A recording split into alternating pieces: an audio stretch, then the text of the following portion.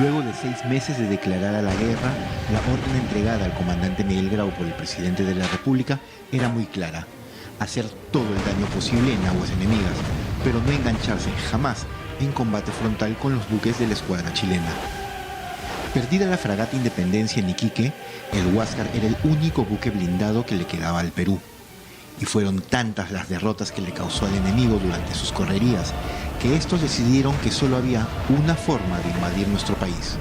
El Huáscar y Miguel Grau debían ser borrados del mapa. Y así se preparó una emboscada de 2 divisiones navales cuya única misión era eliminar al Bravo Monitor. El campo de batalla, las costas bolivianas de Antofagasta. La cita con el destino, en las aguas de Punta Angamos. Es el miércoles 8 de octubre de 1879 y los relojes de los vigías marcan la 1 de la madrugada. Y en la madrugada detectan la presencia de humos por el norte. Entonces, en ese momento, Grau determina que lo más conveniente, en el caso fueran buques blindados, algunos de los blindados chilenos, ¿no?, de dirigirse hacia el noroeste. El Huáscar es un buque de 1.130 toneladas que, por ese entonces, con los fondos sucios, podía desplazarse hasta los 10 nudos y medio de velocidad. Suficiente, pensó el comandante de la nave, para evadir al enemigo y perderse en alta mar, es decir, rumbo al oeste. Grau, al momento de variar su rumbo hacia el noroeste, va directamente hacia la otra división, que estaba encabezada por el blindado Blanco Encalada. La trampa, como una pinza, se había cerrado sobre los peruanos.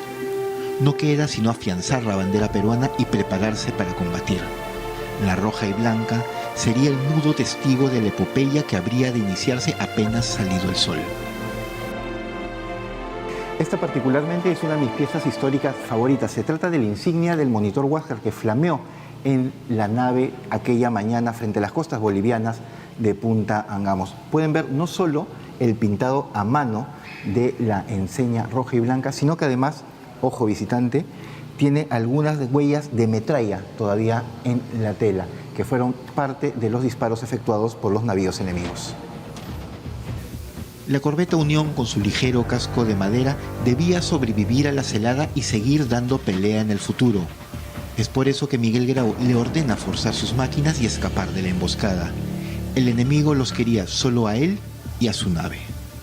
Y finalmente el Huáscar se queda a combatir solo en contra de esta segunda división encabezada por el blindado Almirante Cochrane.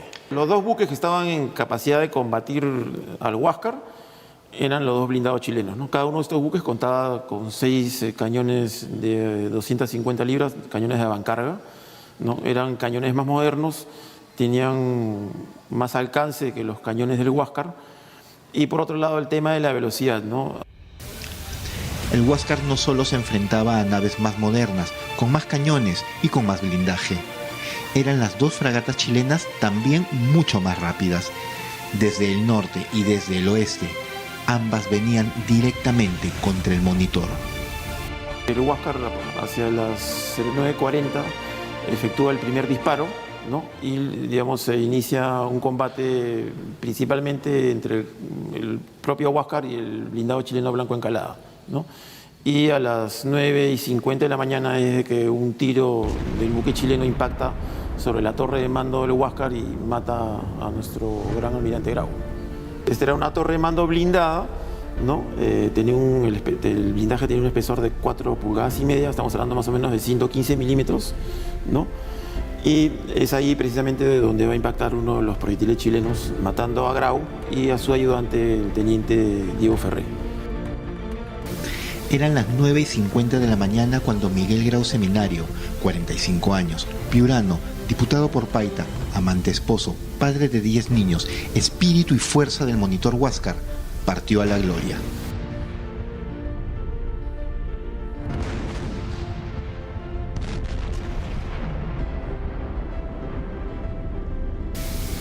Y es en memoria a ese sacrificio que cada 8 de octubre, a esa misma hora, los peruanos nos ponemos de pie en todo el país y guardamos un minuto de silencio.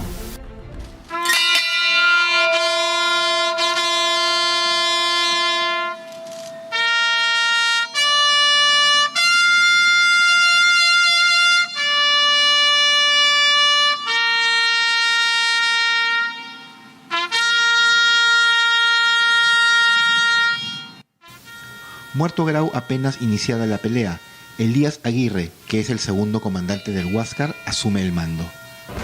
El monitor es rodeado por los blindados enemigos que castigan su cubierta con cañonazos y tiros de fusilería. El buque peruano se defiende con sus cañones y la ametralladora instalada en la cofa del mástil. Aguirre ordena atacar con el espolón. El capitán de corbeta Elías Aguirre, él se encontraba en la torre giratoria, ¿no?, apoyando la dirección del tiro. Esta torre se impacta y ahí muere Aguirre, ¿no? Y en teoría debió asumir el que le seguía en el mando, que era el teniente primero Melitón Rodríguez, ¿no? Esto ocurre, ¿no? Y muerto Rodríguez, ¿no?, finalmente el mando cae en el teniente primero Pedro Garrison, ¿no? Uno de los proyectiles chilenos averió todo el sistema de gobierno, ¿no? Y así es. Entonces el buque prácticamente ya se volvió ingobernable, ¿no? La dotación intentó reparar mediante aparejos, pero esto ya prácticamente fue imposible, ¿no? Muerto Grau, muertos y heridos casi todos los oficiales de la línea en la sucesión del comando del buque, con el timón roto, con los cañones de la torre desmontados. El buque sigue con la bandera a tope, negándose a la rendición. Visto de que la gran cantidad de bajas que tenía el buque, a bordo del Huáscar murieron 36 tripulantes, incluyendo los oficiales, ¿no? Había 27 heridos. La decisión que toma Pedro Garrison es que, siendo ya prácticamente imposible enfrentar al enemigo con el armamento del buque, lo mejor era que, para evitar cayese en manos de los chilenos, ¿no?, inundar el buque. Pero para hundir el buque, la única forma era detener las máquinas y abrir las válvulas. Comienza a ingresar agua y, según el relato en eso hay coincidencia entre el relato de los tripulantes sobrevivientes del Huáscar, de los maquinistas, como de los propios chilenos, ¿no?, cuando ingresan a la sala de máquinas, el agua estaba prácticamente por encima de las rodillas, ¿no? Paralizado, sin gobierno, con 1 metro de agua en su interior y con la cubierta sembrada de más de medio centenar de muertos y heridos, el Huáscar es abordado por los lanchones de tropa enviados por los blindados enemigos. Termina la máquina, muere el hombre, pero comienza la leyenda.